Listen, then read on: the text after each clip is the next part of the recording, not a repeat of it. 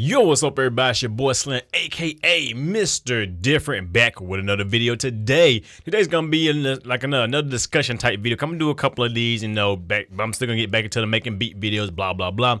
But today I just want to talk about my favorite plugins in FL Studio, like my top 5 and then a few little extras. So I'm gonna go through my top 5. Why are my top 5 and why do I like them, and what's so great about them? And also I want to see what you guys leave in the comment. Like, leave your top 5 in the comments, and I want to see what you guys like at FL Studio. Cause and these, like I said, these are default plugins, nothing third party like that. But I just want to know what you guys like about FL Studio. I said I love FL Studio. FL Studio is an amazing plugin. I love it, and they have some very powerful stuff in it. There's some stuff I can work on. Of course, I wish Image Line get out the ass and fix the simple stuff, but that's in time. Hopefully, FL 13 will be much improved. But anyway, so yeah, we're gonna take a look at what I really like about FL Studio 12 and just my favorite plugin. So first off, we're gonna start with my #1 favorite plugin, which is the Fruity Parametric EQ2.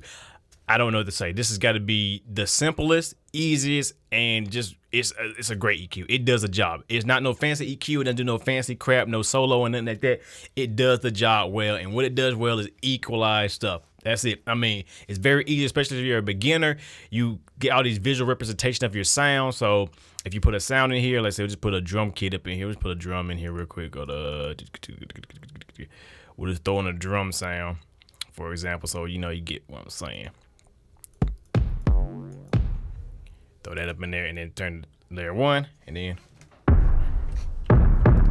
you get all that information right there. So if you're new to EQ and you don't know what frequencies you should look into or try to equalize or cut or boost, having that visual representation is amazing. And then I love, like I said, I use it for everything. Like, I use the EQ2 on almost every channel, because what's the point of me getting a third-party plugin, using more CPU power, more RAM, when I can just put in the default one and it works flawlessly. It does the job. It's just an EQ. I'm not doing nothing fancy with it.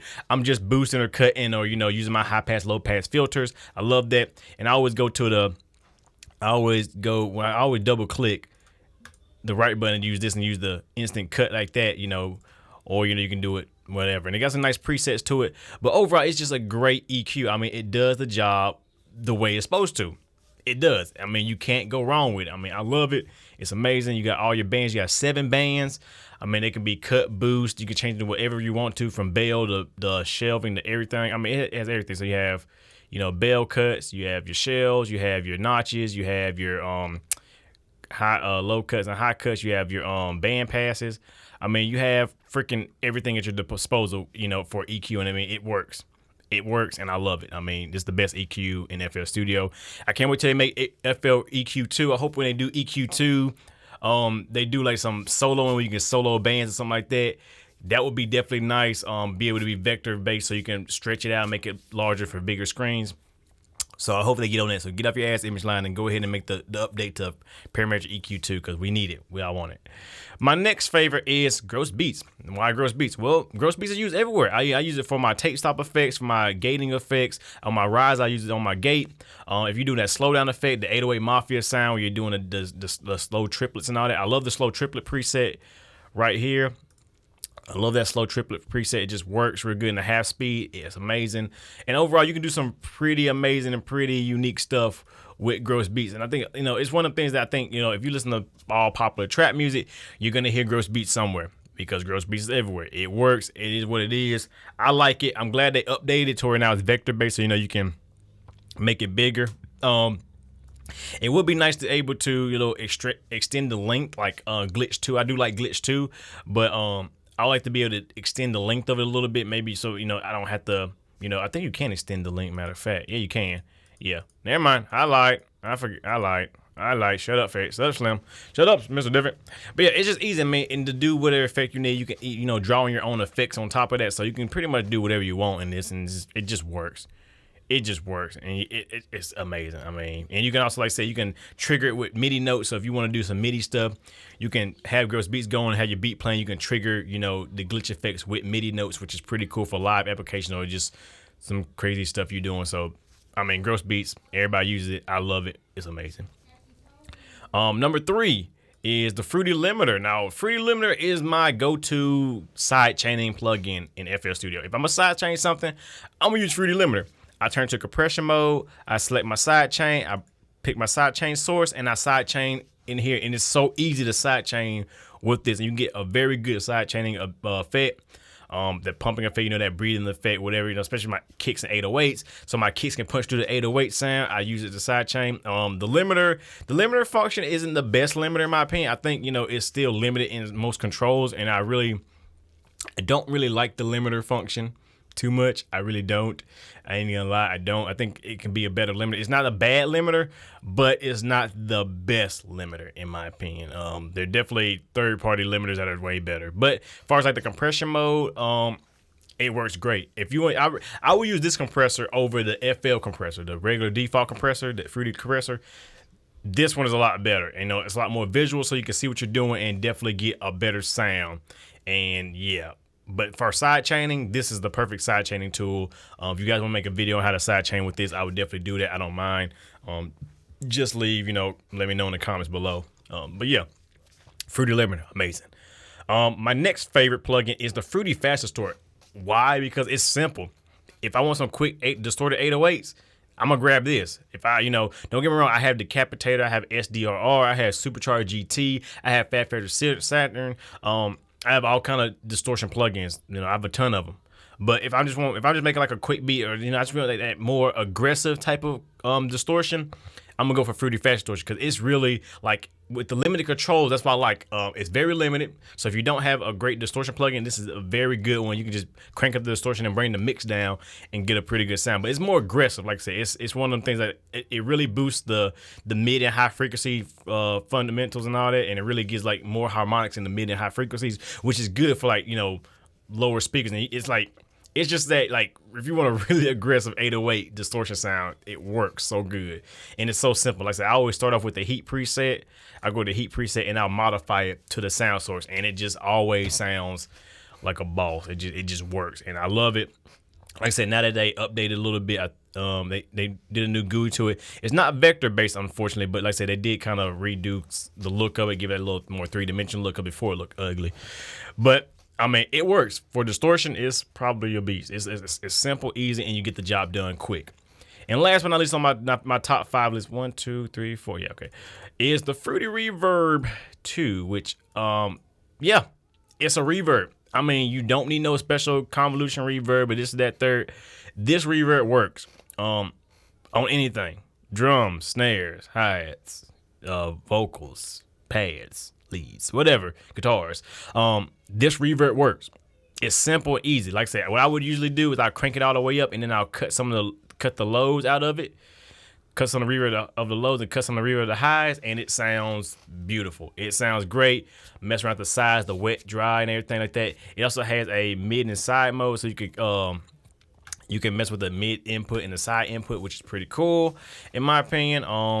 That's more advanced stuff, stereo separation. So that's pretty cool to give it more stereo width.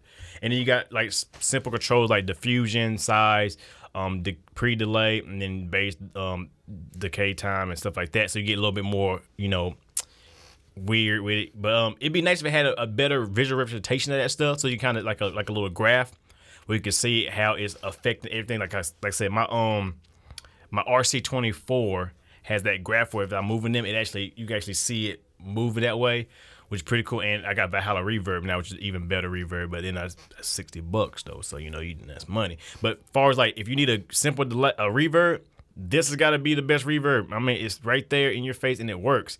And you can also change the size of it, turn to a triangle all the way to like a Coliseum type of reverb, and it works. I mean, different reverb types, and it's amazing. And I mean, if you don't use it, then I don't know, so.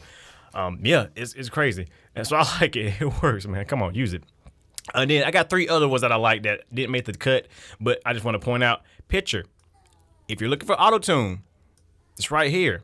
You don't need no third-party auto-tune. This works just as good. I mean, I could get an amazing auto-tune sound within Pitcher. No problem. Like, no problem whatsoever. Like, Pitcher really does work. Point blank, period. It works, and it does a job well. And I love it. It's very simple. It's a little bit more, you have to understand it a little bit more, and it's not as easy to understand at first. But if you guys want to make a tutorial, an auto-tune tutorial on Pitcher, I definitely will make you an auto-tune tutorial in Pitcher and help you guys get that cool auto-tune effect. no problem. I don't mind. Just say the word. But yeah, definitely love that. Love filter. Amazing. Now there's the vector based too, so you know you can make it bigger and smaller. Amazing features. A little bit more advanced. A little bit more advanced filter, but I like the presets. The presets are dope, especially the simple triangle LFO and high pass LFOs. Instead of doing it manually, do it automatically and it sounds perfect. Just remember to turn down when you do it, turn down that resonance, because that resonance is gonna make it sound bad. So just yank that resonance all the way down and you have an amazing like moving filter effect like that. It's really dope. And then new tone. If you need pitch correction or like real-time correction stuff, like actual correction, not like auto-tune, and you want to make sure people's like your vocals sound just right and everything like that, new tone works amazing. I mean, new tone is not a bad plugin. It works beautifully, and it's one of them things that just sounds great. New tone just sounds great, and I love it. Like, it's right there with Melodyne, in my opinion, and it's free. It comes in FL Studio, so definitely use it. But the overall whole thing about this is to show you that, you know, even though you don't have, you see all these third-party plugins and all that going through work, use the tools that you have at your disposal. The tools that you have at your disposal can make amazing sounding music. You guys just are always, you know, looking at stuff and saying, oh, this guy's using this guy's got this guy got that. So if I want to get that sound out there, that. No, take those techniques and apply them to what you got. A compressor is a compressor. A reverb is a reverb. An EQ is an EQ. It doesn't matter. An auto-tune is an auto-tune.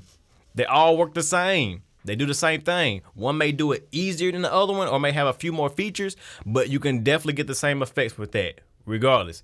So yeah, there you go. I mean, it's not that hard. So I'm trying to give you guys gold nuggets here. So yeah, just take your tools and what you got right there. So yeah, that's it with that video. I hope you guys enjoy it. Let me know in the comments below, what are your top 5 plugins in FL Studio? What are your favorite you know, effects, or even if you want to use I'm gonna do another one follow-up video about, you know, my favorite synths in here too. But yeah, let me know your top favorite effects. I want to see what you guys like and see what you guys think, and see if any of mine, you know, any of mine work with your guys, or we got the same in common or differences. And let me know why, you know. Also give me like a brief description too, right? You know, tell me why you like your number 1, matter of fact.